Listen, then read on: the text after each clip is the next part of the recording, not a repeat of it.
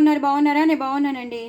నేనైతే pressure pan తీసేసుకున్నాను. Pressure ప్యాన్లో నేను 2 పావులు బియ్యం తీసుకున్నాను. అంటే 2 గ్లాసులు బియ్యం తీసుకున్నాను. అందులో ఫుల్ 1.5 గ్లాస్ కందిపప్పు, కొంచెం ఒక పిడికెడు శనగపప్పు వేశాను. కందిపప్పు మాత్రం వేసేసాను. ఒక గ్లాసు మీద కొంచెం ఎక్కువే వేశాను. ఇవి మాత్రం రెండు గ్లాసులు బియ్యం మాత్రం ఎక్కువే తీసుకున్నాను. అంటే నిండా తీసుకున్నాను. ఇదేమో ఒకటి మీద కొంచెం గుప్పెడు ఎక్కువ వేశాను కందిపప్పు, అలాగే గుప్పెడు శనగపప్పు కూడా వేశాను, పసుపు వేసేసాను.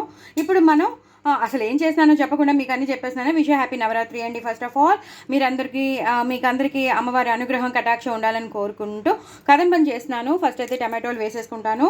నేను ఒక 2 టమాటోలు తీసుకున్నాను.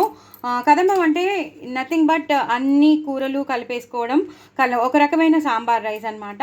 సో చాలా టేస్టీగా ఉంటుంది, చాలా ఇష్టపడతారు. ఇప్పుడు గుళ్ళల్లో కూడా చాలామంది పెడుతున్నారు, ప్రసాదంగా పెట్టేస్తున్నారు. సో శంకర్ మఠంలో అయితే పెడుతున్నారు. సో అదనమాట. సో పచ్చిమిరపకాయలు ఎక్కువ వేసుకోవాలి, అలాగే ఆనపకాయ ముక్కలు వేసుకోవాలి. మొత్తం కూరలతో ఉంటుందన్నమాట ఇది. సో అలా వేసుకోవాలి. అలాగే మన క్యారెట్లు వేసుకోవాలి. అన్నీ పెద్ద ముక్కలుగానే తరుక్కోవాలి, కానీ చిన్న ముక్కలుగా తరుక్కోకూడదండి. అసలు అందం ఉండదు. ప్లస్ అసలు కదంబం అంటే అలా కాదు, పెద్ద ముక్కలు ఉంటేనే దానికి కదంబం అనేది, ప్లస్ మనకు ఆ టెక్స్చర్ అనేది వస్తుంది. అలాగే గుమ్మడికాయ ముక్కలు మన ఇంట్లో ఉన్న ఏ ఉంటే అవి. నేనైతే కదంబం ఇవాళ చేసినాను కాబట్టి కంపల్సరీ నాకు కావాలి అని చెప్పి నేను తెప్పించుకున్నాను. ఆల్రెడీ బయటకు వెళ్ళిపోయారు పాపం, వెళ్ళిపోయినా సరే మళ్ళీ ఆయన్ని అడిగి తెప్పించుకున్నాను. సో వేసేవన్నీ సిస్టమేటిక్గా వేస్తేనే దేనికైనా టేస్ట్ వస్తుంది కదా. సో నేను గుమ్మడికాయ ముక్కలు కూడా వేసేసాను. ఇప్పుడు నేను ములక్కాళ్ళు వేసేస్తున్నాను. చెప్తున్నాను కదండి, ఇవన్నీ వేస్తే మంచి ఫ్లేవర్ వస్తుంది రైస్కి, చాలా బాగుంటుంది. సో ములక్కాళ్ళు కూడా వేసేసాక నేను దొండకాయ ముక్కలు, ఇలా పొడుగ్గా తరిగిన దొండకాయ ముక్కలు వేసేస్తున్నాను. కదంబం అంటేనే అన్ని వెజిటేబుల్స్ కలిపేసినది కదంబం అంటే. సో నేను ప్రెషర్ ప్యాన్లో పెట్టేస్తున్నాను. ప్రెషర్ ప్యాన్లో పెట్టేసి ఇలా మొత్తం కలిపేసేసి ఇలా నీళ్లు పోసేస్తాను. ఇంకా కొంచెం నీళ్లు పడతాయండి. సో మీకు చూపించడానికని నేను చూపిస్తున్నాను. కారం కూడా వేసుకుంటే వేసుకోవచ్చు, నేను లేదా అప్పుడైనా వేసుకోవచ్చు, మీ ఇష్టం. ఇక్కడైనా వేసేయచ్చు, లేకపోతే ఇది బాగా ఉడికిపోయాక మనం దీన్ని కదుపుతూ ఉంటాం కదా, పోపేసే ముందు కూడా మనం వేసుకోవచ్చు. సో ఇదన్నమాట అసలైన ప్రొసీజర్. దీన్ని ఉడకబెట్టేసుకుంటానండి, తర్వాత మీకు నెక్స్ట్ ప్రొసీజర్ చూపిస్తాను. సో నేను పెట్టేసుకున్న కూరలు, పప్పు, అన్నం అంతా బాగా ఉడికిపోయిందండి. ఇప్పుడు నేను బాగా నిండా వచ్చింది, ప్రెషర్ ప్యాన్ నిండిపోయింది కదా, కూరలు ఎక్కువ వేసుకున్నాం కదా మనం అందుకు. సో కొంచెం తక్కువగా పోసుకోండి, నెమ్మదిగా పోసుకోవాలి. ఇలా కలుపుకుంటూ పోసుకుంటే ఏమవుతుందంటే కిందకి పడిపోదు. మీరు పెద్దది తీసుకోండి, నేను అనుకోలే ఇంత ఎక్కువ అయిపోయిన ములాంచి. సో మధ్యలోకి పోస్తే సరిపోతుంది. అలా చింతపండు రసం పోసుకోవాలండి. చింతపండు రసంలో కొంచెం బాగా ఉడకాలన్నమాట. ఇప్పటిదాకా కూరలతో ఉడికింది కదా, ఇప్పుడు చింతపండు రసంతో బాగా ఉడకాలి. ఉడికాక మీకు చూపిస్తాను. సో నేను 2 గిన్నెల్లోకి మార్చుకున్నానండి, ఎందుకంటే కదపడం కష్టం అవుతుంది కదా. సో 2 గిన్నెల్లోకి మార్చేసుకున్నాను. సో ఈ గిన్నెలోది ఇలా కలిపేస్తాను, అలాగే ఈ గిన్నెలోది కూడా ఈ ప్రెషర్ ప్యాన్లో పెట్టుకున్నది ఇలా కలిపేస్తాం. ఇప్పుడు మనం ఒకటి తర్వాత ఒకటి వేసేసుకుందామండి. ఫస్ట్ అయితే ధనియాలు, జీలకర్ర, మిరియాలు, లవంగం, దాల్చిన చెక్క పొడి కొంచెం మనకి ఆ ఫ్లేవర్ రావాలి కదా, అందుకు వేస్తున్నాను. అలాగే ఇక్కడ కూడా వేస్తాను.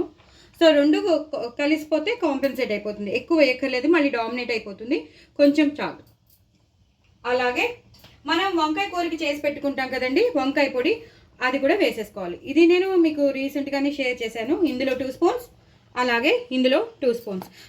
కదపడానికి ఇబ్బందిగా ఉంది కదా, అందుకని నేను 2 దాంట్లో మార్చుకున్నాను. కొంచెం వేసేసాను. సో కూర పొడి వేసేసానండి. అన్ని లైన్ బై లైన్ ఇంకా వేసేసుకోవడమేనండి. అందులో ఆవాల మెంతులు అన్నీ ఉంటాయి కాబట్టి సో ప్రత్యేకంగా ఆవాల మెంతుల పొడి వేయవలసిన అవసరం లేదు. ఇప్పుడు సాంబార్ పొడి మాత్రం ఒక 3 స్పూన్స్ వేసుకుంటాను. అలాగే ఇక్కడ కూడా వేసుకుంటాను.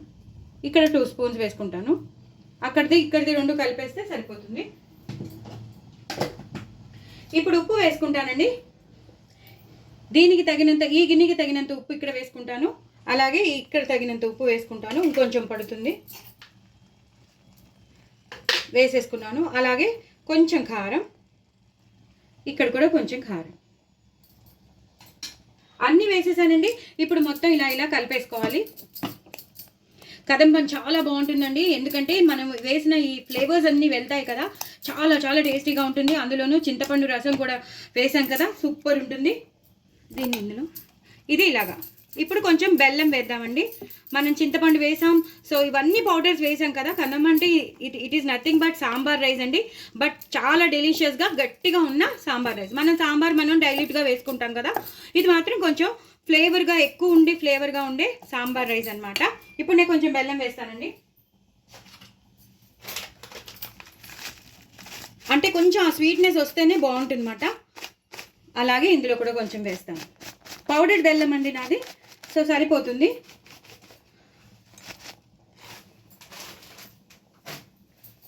దీన్ని ఇలాగా కలిపేసుకోవాలి. అలాగే దీన్ని ఇలాగా మనం చింతపండు రసం వేసేసాం కాబట్టి ఇంకేం వేయక్కర్లేదు. ఈ పౌడర్స్ కూడా మనం వేసేసాం. ఇప్పుడు నేను పోపు పెట్టేస్తానండి. మనం సాంబార్ పౌడర్ వేసాం, మిగతా అన్ని పౌడర్స్ మీకు చెప్పాను కదా, ఆ పౌడర్స్ అన్నీ వేస్తేనే ఈ కదంబానికి టేస్ట్ వస్తుంది, లేకపోతే అస్సలు టేస్ట్ రాదండి. సో ఇప్పుడు నేను పెట్టేసుకుంటాను. అవన్నీ ఉడుకుతుంది కదా, ఇది నేను హైలో పెట్టుకోను, మాడిపోతుంది. ఇది కూడా నేను ఒకసారి ఉడికొచ్చేస్తే ఒక దాంట్లో పోపు వేయడమే నేను మీకు చూపించగలను. సో ఒక దాంట్లో వేసేస్తాను, ఇది కూడా నేను వేసేస్తాను అనమాట. కొంచెం వాటర్ పోసుకోవచ్చండి. అలాగే దీంట్లో కూడా కొంచెం వాటర్ పోసుకోవచ్చు ప్రెషర్ ప్యాన్లో. ఇది అలాగే ఉంటుంది, జారుడుగా ఉంటుందండి.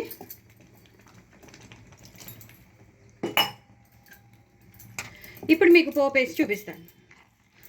చూసారు కదా, నేను బాగా నీరు పోసేసుకున్నాను. ఇప్పుడు నేను కొత్తిమీర కరివేపాకు కూడా వేసుకున్నాను. కొత్తిమీర కరివేపాకు లేకుండా అసలు మీరు స్టార్ట్ చేయొద్దండి, ఎక్కువ వేసుకోవాలి దీనికి. నేను ఆ గిన్నెలో కూడా వేసేసుకున్నాను. సో ఇప్పుడు నేను పోపు పెట్టేసుకుంటానండి. ఒకటి తర్వాత ఒకటి పోపు పెట్టేస్తాను, మీకు చూపిస్తాను.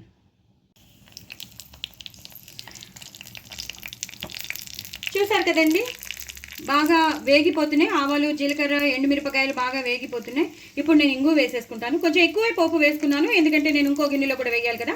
సో నేను 2 దాంట్లోనూ ఒకటే పోపు వేసేస్తాను అనమాట. ఇంగు మాత్రం కంపల్సరీ వేయాలి.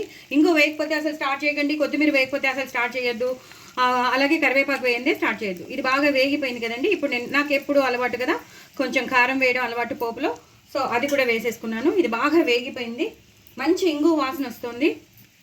రెండిట్లోకి వేయాలి కాబట్టి.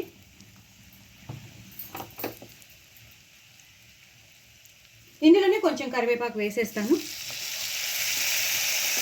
ఇప్పుడు దీన్ని నేను ఇందులోకి ట్రాన్స్ఫార్మ్ చేస్తానండి. కొంచెం ఇందులోకి ట్రాన్స్ఫార్మ్ చేస్తాను, కొంచెం ఆ గిన్నెలోకి పెట్టుకుంటాను.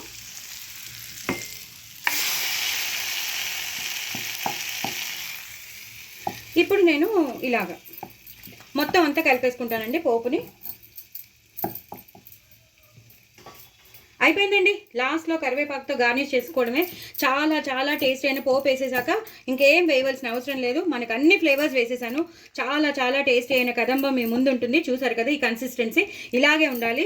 పిల్లలు పెద్దలు అసలు వదిలిపెట్టరు. చాలా చాలా టేస్టీగా ఉంటుంది. ఆ గిన్నెలో ఉంది, ఈ గిన్నెలో కూడా ఉంది. అన్నీ మనకి వేసిన గుమ్మిడికాయ ముక్కలు కానీ, ఆనపకాయ ముక్కలు కానీ, ములక్కాడ, సూపర్. చాలా హెల్దీ కూడానండి. ఎంత హెల్దీ అంటే ఇది ఒక్కటి చేసుకుని రోజు తినేస్తే మనకి బోల్డ్ అంత హెల్దీ. సో ప్రోటీన్కి ప్రోటీన్, హెల్దీకి హెల్దీ, అన్ని వెజిటబుల్స్ కలిసాయి కాబట్టి. నా ఛానల్ మాత్రం సబ్స్క్రైబ్ చేసుకోవడం అసలు మర్చిపోద్దు. అమ్మవారి కటాక్షం మీకు ఉండాలని కోరుకుంటూ నేను ఈ వీడియోని మీకు తప్పకుండా షేర్ చేస్తాను. చేసుకోండి, ఎంజాయ్ చేయండి. బాయ్ అండి.